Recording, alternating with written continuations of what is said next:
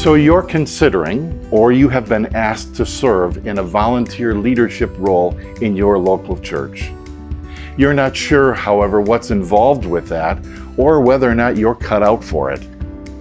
Perhaps you are a business person and you have a unique skill set for that setting. But you know that the church is an organization only with business components, and you know that it's not the same. Or perhaps you come and you bring to the table a teaching gift set, but you know that the church is not a school and it's more than that and different than that. Or perhaps you have served on a local neighborhood association board. Maybe you're a lifelong member of your church. Whatever your role is, you have been asked to explore a leadership role in your local congregation. So this training time offers some basic compass points as you explore the prospect of a leading, caring, or serving role in your local congregation.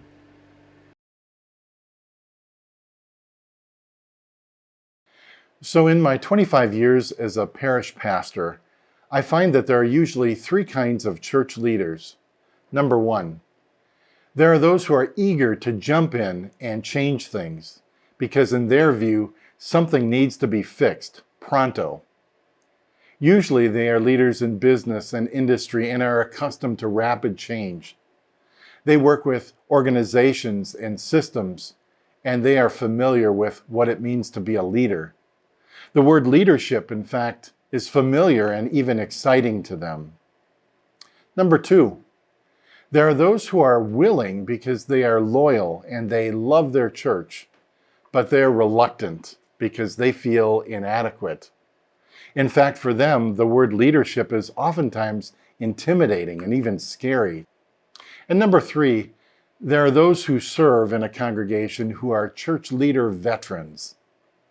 They've often served before, they're known and they're familiar, and that familiarity, or the familiarity of their last name, is the ground from which they work in the congregation.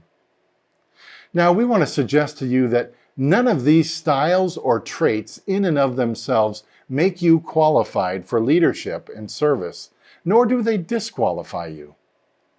So what does it mean to be an effective church leader?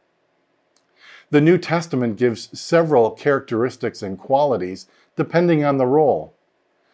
But multiple New Testament books and letters are consistent with Proverbs and Ecclesiastes in suggesting that a good leader is a good person. What does that mean? It means someone who has a good name and a good reputation and sound wisdom, and particularly, they carry that kind of character with people outside of the church. So being a good leader is not about bringing change. It's not about having a lot of charisma. It's not about having longevity or being a charter member of the local church. It's none of these things, because these things in and of themselves do not necessarily make the church better or healthier. Being a church leader means at least three things. It means, number one, that you are going to be a person of character and commitment and integrity. And this means that you're going to have enough spiritual and emotional maturity that you want to bring betterment to people and to the organization. Faithful leadership is about practicing empathy by meeting the needs of others and the needs of the organization, rather than advancing your own preferences or your own agenda. Now, for some of us, that's really hard because that's the kind of leadership we exercise in the corporate world. But we all recognize that the church is a unique environment and it's a profound opportunity for all of us to grow. Number two, being a good leader means that you are willing to be a go-to person, particularly for a role or for a ministry in the local congregation. This means that you have a willingness to let others look to you or even look up to you. That includes a willingness to not need to have all of the answers, but a willingness to be available for people and pursue their questions with them. Many of us don't want the limelight of leadership, and that's fine. But just recognize that a need of the congregation is to have point people and resource people to be able to go to in their time of need. If you are more comfortable with the language of being a contact person or a resource person, that's good and entry-level vocabulary for what it means to be a good leader. So embrace that. Whenever you are available for someone else, they experience that as leadership, even if you don't fully feel that way or you don't embrace the word. Number 3, a good leader has a willingness to work with others and learn together. In other words, what we're talking about is being teamed together.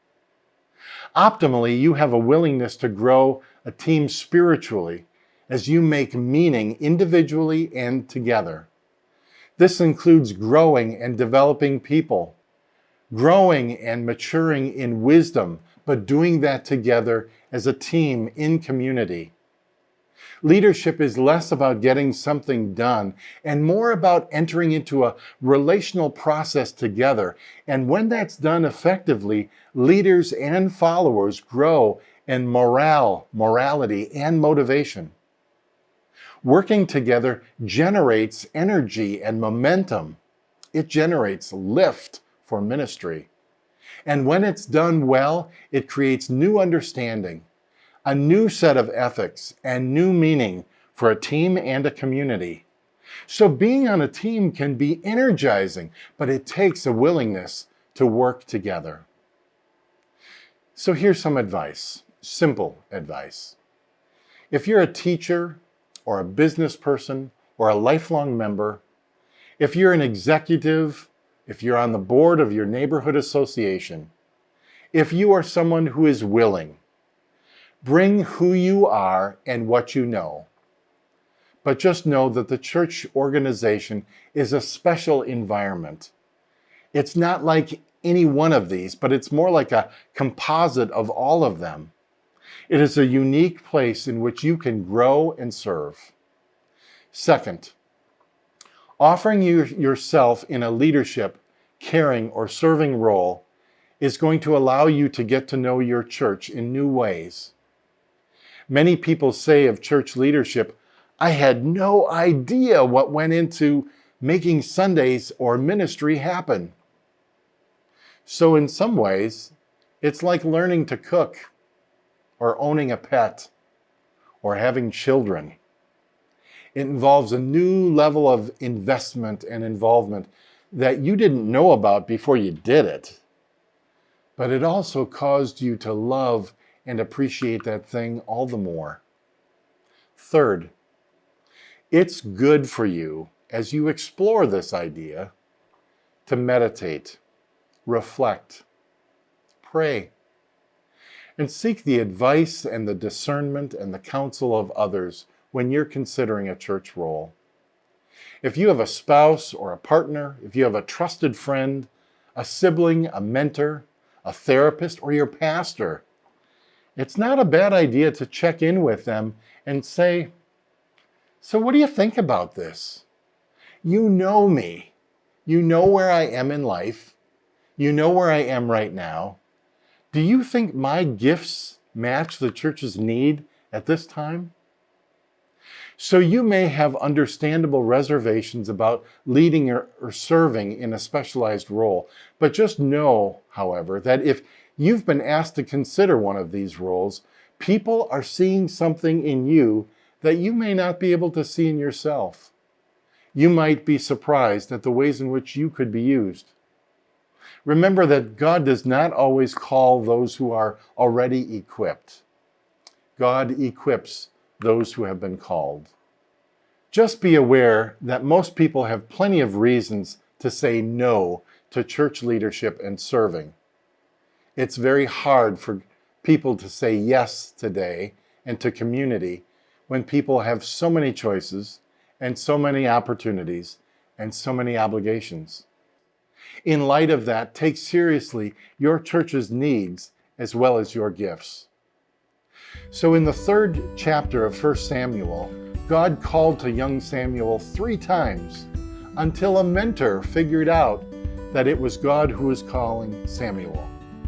His advice was, if this happens again, say, "Speak, Lord, for your servant is listening." Often we need the wise counsel of others to help us discern our calling. So we want to encourage you to weigh wisely, carefully, and intentionally. Perhaps the call of your congregation is God's way of summoning you for such a time as this.